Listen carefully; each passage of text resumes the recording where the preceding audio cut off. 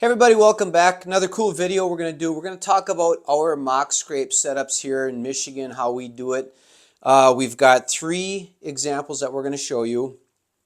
Uh, the first example is actually a hunting setup. The second example is a setup that one of the gentlemen that hunts this property can see with a rifle blind. But it's more of an inventory. We have a camera that's going to be on this particular setup. And the third one's kind of both. There's going to be some cameras monitoring the scrapes, but it's in an inside corner adjacent to a big agricultural field. So there's easy access to check the SD cards, and it's also a great hunting setup. So we're going to show you three mock scrape setups. Now, the reason we're doing this video, there's so much information right now, the last month, starting probably in August on mock scrapes. It gets very confusing. There's a lot of stuff I see I know quite well will not work here in Michigan. We've tried it. I've been doing this for a long, long time. Preferably we'll talk about the ropes. I can't use the ropes here in Upper Michigan. It's, and I don't know if we talk about it in the video. I don't know if it's a pressure thing. There's so much hunting pressure here, human pressure, intrusion. I don't know what it is, but we've tried the ropes. I think I started them back in 2009 or 2008. We started using rope. I've tried probably just about every deer scent known to man. And I just have not seen the results with it as compared to a fresh cut grapevine. I've got grapevines everywhere here in Upper Michigan. So I don't even mess with the ropes. And I'm not going to sit here and say they don't work. I know there's a lot of guys arguing about it online. It's kind of funny to watch. But, I have a friend down in Illinois. He loves the rope. He said they work great. We send pictures back and forth. Hey, I just put this one out, this vine, and it was hit. I put it out at noon, and it was hit at 10 o'clock at night, the first deer came through, and he sends me a rope picture. And that's all fine and dandy. That's great. Okay. And I don't understand what the difference is between down in Illinois and Upper Michigan. The only thing that's different, I think, is that there is so much hunting pressure. And anything that is out of the norm, not natural, they're going to avoid. And like I said, I've watched it. We took a right across the street, 150 yards from where I'm standing. We have a food plot up on a little bench, and we had a rope hanging there for 3 years. I never once got a picture in there. The scrape were always full of leaves. I cut that rope out, put a vine there, and it was hit within 2 days, and it's been an active scrape ever since. So, I really don't want to get into that whole argument, but I'll just tell you what we do here in Michigan. I do not use rope. I use all natural, fresh grapevines. I change them every year. We do not use any deer scent, and we try to make these things stick out like a sore thumb. I do like them on our food plots. Like I said, they're very easy to get to when I want to change SD cards on my cameras. The hunting setup that we will show you the very first video or the very first example in this video. Once that mock scrape was done, I left and I've not been back since. We will not step foot into that area until the first cold front in October. But, a lot of people are going to say, you're not doing this right or that's wrong. I'll tell you what, folks, maybe. But here in Upper Michigan, here in Menominee County, we've got a really good track record with some great deer. Okay, they might not be the same size deer as they are in Illinois or Iowa or Kansas, but you know what? They're great deer. They're mature bucks from Menominee County. This is one of the highest pressured areas in the country for deer hunting, and the caliber deer we're taking up here, I think what we're doing works just fine. So here we go, folks. This is our mock scrape setups, 3 examples. All right, so today we're going to show you our strategy on a mock scrape. Now what we've got is a clover chicory food plot there that wraps around out into a big destination feed field. And we've got seclusion 360 with oats and rye as a nurse crop.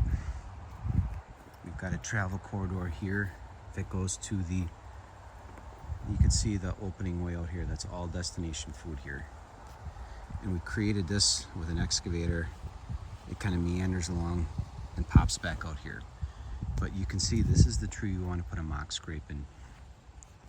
I'm not talking really loud. There's a lot of deer bedding back here. You can see there's a blind right here. So we got to do a little bit of trimming here, but we got this all cleaned out. So what we're going to do is take everything from about 7 or 8 feet down off, and then we're going to put the mock scraped vine right here. So they have to stop. So they've got 3 options. They got 1, 2, or they can pop out and go that way. But this is a 28-yard shot. 906 blind there. You can shoot out those windows with archery equipment or a rifle shot. But that's what we're working on today. So this is kind of the before this mess right here. And we're gonna do about an hour's worth of work, and we'll show you the after in a second. All right, half hour later, here we are. You cannot miss this, and that's what we want, okay? We want this thing to stick out like a sore thumb. Now, talk about the setup a little bit. There's a 906 blind. We're looking to the east, west wind behind me. There's a cruising travel corridor that's planted that wraps around. It's all solid bedding, okay? There's probably does bedding over in here. But one of the things I also want to point out, I know you're probably getting sick of hearing about it, we buried the seed 10 days ago. I ran the drill in here 3 days ago just to empty it, but this was planted 10 days ago. You look at how green it is. What do you see there? All sorts of rye thinking about growing, and I think it's gonna go because we've had enough soil moisture.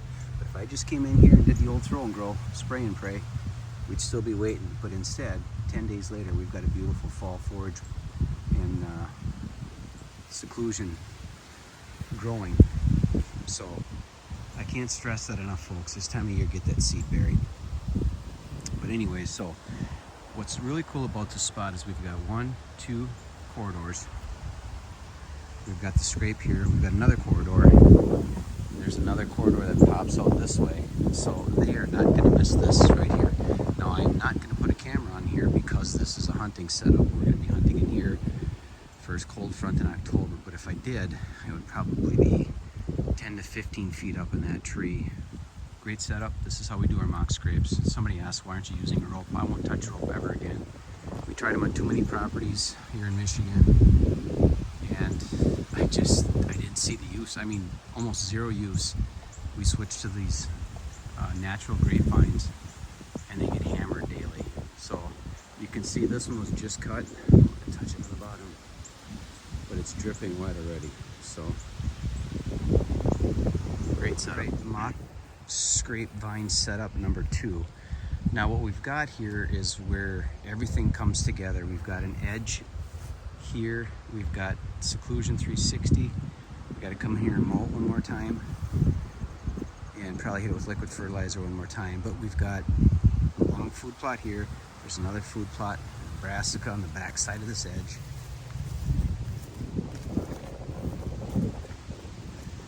So we got Sweet Feast that runs this way. We've got our Milo planting right here.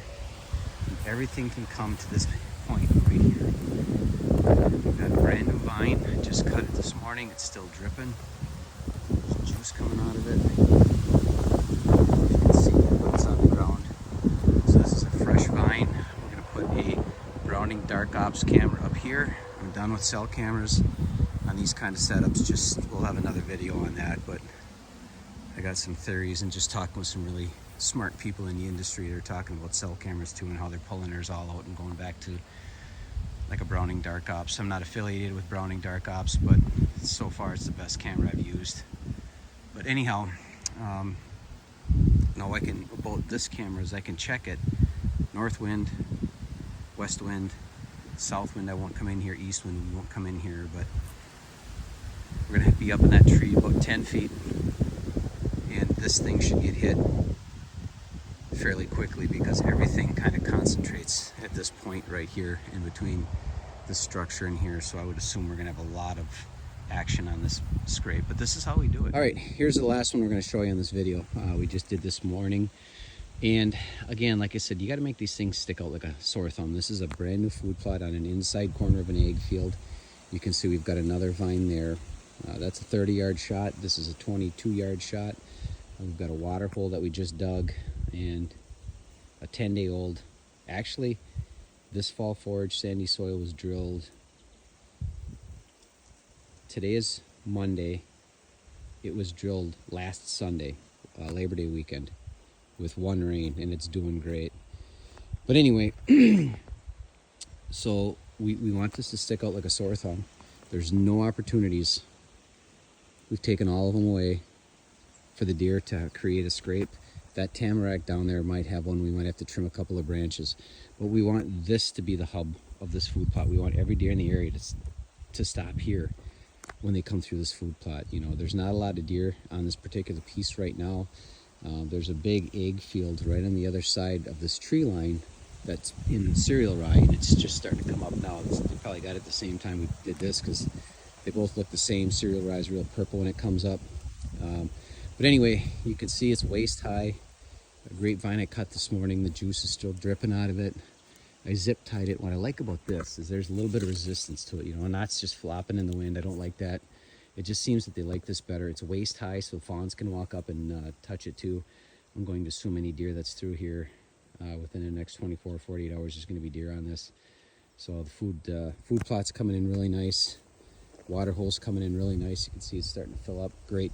It stands right behind me. 22-yard shot here, 30-yard shot to that one, and then this food plot wraps around another 80 yards, and it parallels this agricultural field. So this is a great inside corner that we enhance with some food, water, and scraping opportunities. It's going to be a great hunting spot come late October. Just make them stand out. That's the biggest thing. Waist high. Again, I really like the vines here in Michigan. I was talking to one of my friends this morning and last night. He's in Illinois, and he likes the rope. They work great down there. I won't say that rope won't work. I'm not, you know, I've seen them work, but here in Michigan, upper Michigan, I've had them on so many properties, they just will not hit them like they hit these vines. So I just don't use them. I think, you know, I think it's got to be a pressure thing. You know, as it's Monday morning as I'm doing this, and I can hear to my south about 200, 250 yards, somebody banging away on a deer stand. And I just wonder if it's a pressure thing, but they just are not interested in those ropes up here. But that's what we found works the best, these fresh grapevines. So, love this setup. Can't wait for late October.